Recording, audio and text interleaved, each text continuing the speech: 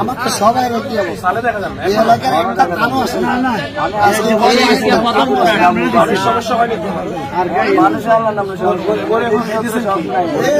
বাজার থেকে কিনে আনে ভাত রান্না করা কেউ ভাত খাইতে পারে না।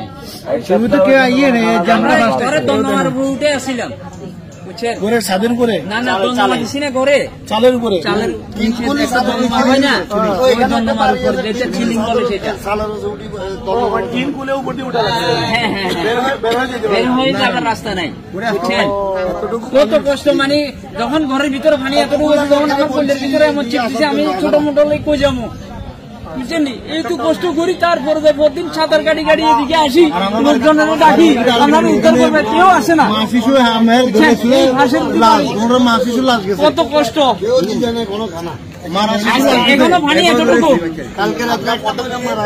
আমরা খাওয়া চিন্তা করি।